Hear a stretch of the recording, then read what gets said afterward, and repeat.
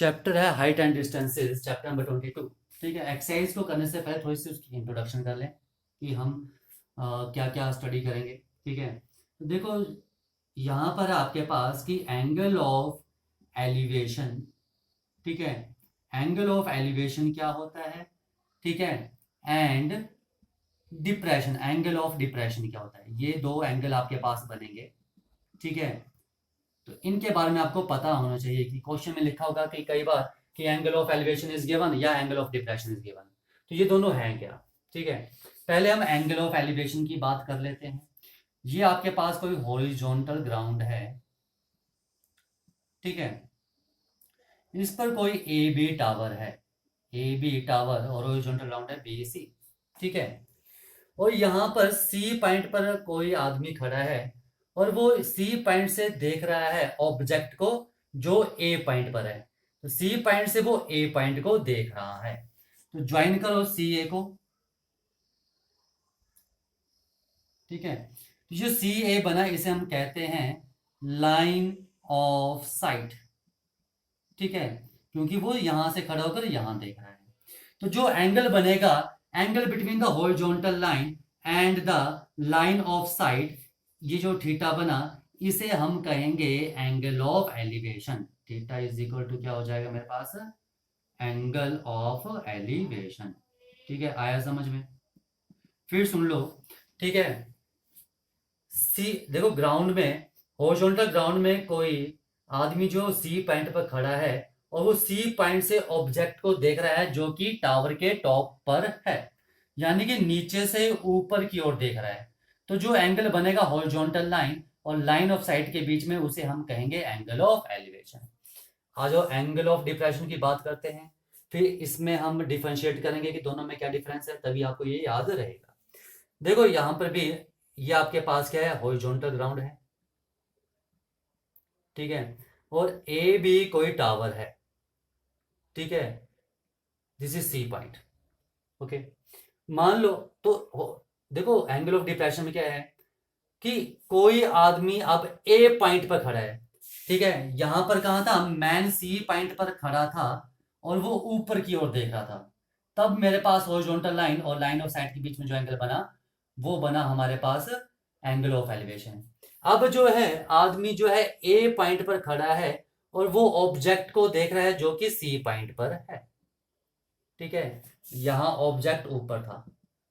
ठीक है, यहाँ ऑब्जेक्ट नीचे है। तो आदमी ए पर खड़ा है और ए से सी पॉइंट को देख रहा है। तो ये जो ए सी लाइन है ये तो मेरे पास लाइन ऑफ साइट ही आएगी। ठीक है, ठीक है, फिर सुन लो। ठीक है, देखो यहां पर, अब यहां पर आदमी जो है टावर पर यहां पर ऊपर खड़ा है। ठीक है, और वो ऑब्जेक्ट को देख रहा है जो कि ग्राउंड पर है। तो जो एंगल बनेगा लाइन ऑफ साइट और हॉरिजॉन्टल लाइन के बीच में, देखो कैसे, बीसी के पैरेलल लाइन लो यहां पर हॉरिजॉन्टल।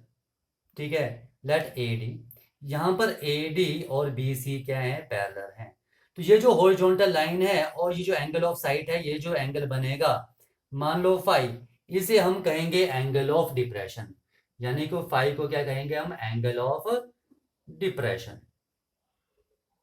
ठीक है, अब देखो क्या कहेंगे, एंगल ऑफ डिप्रेशन। देखो यहां पर ए डी और बी सी पैरेलल हैं, तो ये एंगल भी क्या होगा, फाइव होगा।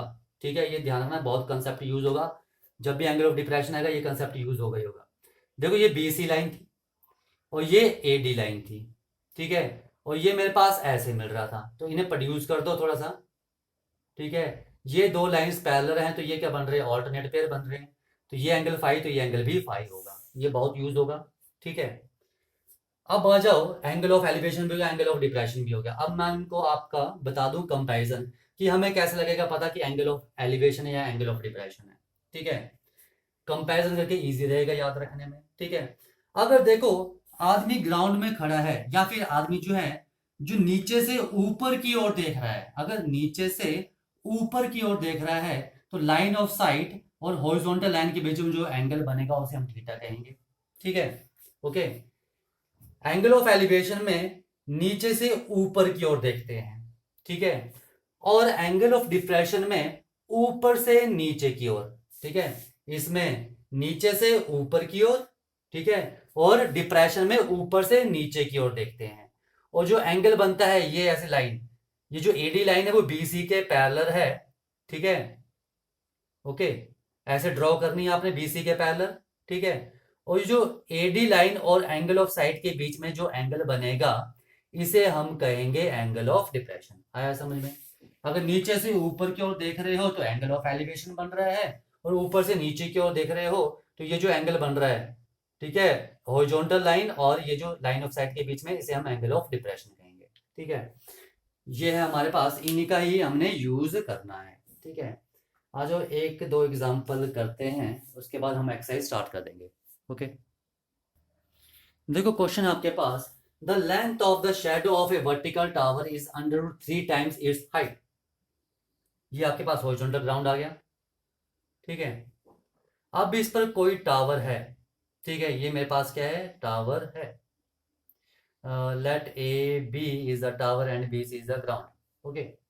बोलते हैं the length of the shadow, ठीक है, ऑफ ए वर्टिकल टावर, ये वर्टिकल टावर है, ठीक है, और बी सी क्या है, शेडो है किसकी, टावर की, मान लिया, ठीक है।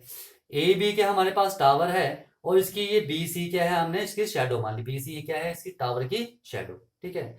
बोलते हैं जो लेंथ ऑफ शेडो है, ये जो शेडो की लेंथ है of a vertical tower is under 3 times its height, ठीक है, वो इसका हाइट का अंडर 3 टाइम्स है। अगर हाइट x है तो ये कितनी हो जाएगी, √3x, ठीक है, क्योंकि शेडो जो है वो हाइट का √3 टाइम्स है। तो अगर हमें हाइट पता होगी तो हम शेडो की लेंथ निकाल सकते हैं। तो हमने क्या किया, यहां पर मान लिया let the height of tower is equal to x, ठीक है, यूनिट्स जो भी हैं, ठीक है। एंड तो फिर द लेंथ ऑफ शेडो क्या जाएगी मेरे पास, the length of shadow, shadow की लेंथ क्या जाएगी, √3x यूनिट्स, ठीक है। अब बोलते हैं find the angle of elevation of the sun, sun का एंगल ऑफ एलिवेशन निकालना है, ठीक है। एंगल ऑफ एलिवेशन यानी कि ए सी को ज्वाइन कर दो, तो एंगल ऑफ एलिवेशन क्या होगा, ये जो एंगल बनेगा ये आपको निकालना है। Let theta be the angle of elevation, let, ठीक है, the angle of elevation is equal to theta. अब देखो हमने क्या करना है, सबसे इंपॉर्टेंट स्टेप है, ठीक है, और ये सबसे इजी स्टेप है जो मैं बताने वाला हूं, ठीक है, उसके बिना क्वेश्चन नहीं होगा, और हर क्वेश्चन में वैसे ही करना है। अब देखो आपसे हमने क्वेश्चन में क्या करना है, आपसे एंगल पूछा है, ठीक है, थीटा, और आपके पास क्या दिया है, शेडो दी है, शेडो की लेंथ और टावर की हाइट दी है या टावर की लेंथ दी है, यानी कि बोलो तो ये हाइपोटेन्यूज है, ये परपेंडिकुलर है और ये बेस है। तो यहां पर आपने साइड में लिख लेना है पंडित बद्री प्रसाद हर हर बोले, ठीक है। तो देखो आपके पास कौन सी दो चीजें दी गई हैं, आपके पास हाइपोटेन्यूज दिया है, नहीं दिया है, तो इसका मतलब इन दोनों का यूज होने वाला नहीं है, ठीक है। तो आपने क्या देखना है कि आपको दिया क्या है, आपने उसके अकॉर्डिंगली क्वेश्चन करना है। क्या दिया है आपके पास, बेस दिया है और हाइट दी है, तो ठीक है, बेस दिया है और परपेंडिकुलर, तो परपेंडिकुलर और बेस किस में आते हैं, ये आता है टैन में, या टैन बोल लो या कॉट बोल लो, ठीक है। तो परपेंडिकुलर बेस किस में आता है, टैन में, तो हम क्या लगाएंगे यहाँ पर, टैन थीटा। ये चीज सबसे इंपॉर्टेंट है कि हम यहाँ टैन थीटा क्यों लिख रहे हैं, हमने sine theta, cos theta, second theta या कॉसिकेंड थीटा क्यों नहीं लिखा, हमने टैन थीटा ही क्यों लिखा, ठीक है। तो इसका आंसर फिर सुन लो, हमने टैन थीटा ही क्यों लिखा, इसका आंसर है कि आपने देखना है कि आपके पास कौन सी चीजें गिवन है, आपके पास बेस गिवन है और हाइट गिवन है। तो बेस और हाइट कहां पर दिया है आपके पास, बेस और हाइट, यानी कि बेस और परपेंडिकुलर, तो परपेंडिकुलर और बेस किस में आते हैं, टैन में, इसलिए मैं टैन का यूज कर रहा हूं। तो tan theta is equal to क्या आ जाएगा, perpendicular is A B upon base is B C. Now what is A B is X and B C is √3x, X से एक्स कट गया, तो टैन थीटा की value मेरे पास आ गई 1/√3। तो टैन थीटा की वैल्यू √3 कब होती है, tan 30 डिग्री पर, कंपेयर किया तो थीटा कितना आ गया 30 डिग्री, और यही आपने निकालना था एंगल ऑफ एलिवेशन। आया समझ में? ठीक है, तो ये चीज ध्यान रखना कि हमने यहाँ पर tan थीटा ही क्यों यूज किया, साइन और कॉस क्यों नहीं यूज किए। ठीक है, लग गया पता? ठीक है, आ जाओ एक क्वेश्चन और करते हैं। देखो क्वेश्चन है आपके पास, बोलते the angle of elevation of the top of a tower. पहले तो यहाँ पर ये आपके पास क्या आ गया, हॉरिजॉन्टल प्लेन आ गया, ये आपके पास क्या आ गया, टावर आ गया, let A B are tower. ठीक है, बोलते थे एंगल ऑफ एलिवेशन, जो एंगल ऑफ एलिवेशन है, एंगल ऑफ एलिवेशन यानी कि नीचे से ऊपर की ओर बनेगा। ठीक है, ऑफ द, यानी कि नीचे से ऊपर की ओर देख रहे हैं, top of a tower, top of a tower. ठीक है, यहां से at a distance of 120 metre from its foot on a horizontal plane, जो टावर का फुट है यहां से 120 मीटर, यहां को आओ यहां पर, तो ये जो मेरे पास बन रहा है इसकी बात कर रहे हैं ये। ठीक है, ये 30 डिग्री दिया है आपके पास, ये पॉइंट सी। फिर सुन लो, the angle of elevation of the top of a tower, ठीक है, at a distance of 120 metre from its foot, tower के फुट से 120 मीटर डिस्टेंस पर ऑन ए हॉरिजॉन्टल प्लेन। ठीक है, बोलते हैं कि जो टावर का फुट है यहां से 120 मीटर दूर पर जो पॉइंट होगा, उस पॉइंट का और जो टॉप ऑफ टावर है इनको मिलाएं तो जो एंगल ऑफ एलिवेशन बन रहा है ये मेरे पास। ठीक है, ये मेरे पास जो बन रहा है ये क्या बन रहा है मेरे पास, angle of elevation is 30 degree. ठीक है, बोलते हैं find the height of the tower, आपको हाइट निकालनी है टावर की, जो कि मैंने मान ली h मीटर। एक बार फिर सुनो क्या था, ये इन्होंने क्या बोला था, जो आपके पास टॉप ऑफ ए टावर है उस पॉइंट का, ठीक है, और जो पॉइंट ग्राउंड पर है जो कि टावर के फुट से 120 मीटर दूर है। ठीक है, इन दोनों को मिलाने पर जो एंगल ऑफ एलिवेशन बन रहा है, यानी कि लाइन ऑफ साइट और जो हॉरिजॉन्टल लाइन के बीच में एंगल बन रहा है, ये हमारे पास 30 डिग्री दिया है। आया समझ में? ठीक है, और आपसे हाइट पूछी है, तो हाइट हमें नहीं पता तो हमने मान ली let the height of the tower, height of tower is equal to h metre. ठीक है, एंड मतलब कि ये क्या आपके पास ए बी, और बी सी कितना दिया है आपके पास 120 मीटर। आपको क्या निकालना है, हाइट निकालनी। अब देखो हाइट निकालनी है और बेस दिया है, आपने एंगल को नहीं देखना है, आपने ओनली किसको देखना है, जो चीज आपने निकालनी है और जो चीज दी गई है। ठीक है, यहाँ फिर लिख लो, पंडित बद्री प्रसाद हर हर बोलेगी, हर क्वेश्चन में जरूरत पड़ेगी। ठीक है, तो देखो हमें हाइट निकालनी है और बेस दिया है, परपेंडिकुलर निकालना है और बेस दिया है, तो परपेंडिकुलर और बेस किस में आते हैं, tan में आते हैं, तो इसलिए मैं यहां पर यूज कर रहा हूं tan 30 डिग्री।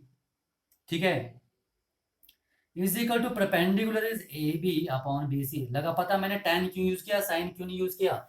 चलो साइन यूज करके बताता हूं आपको मैं।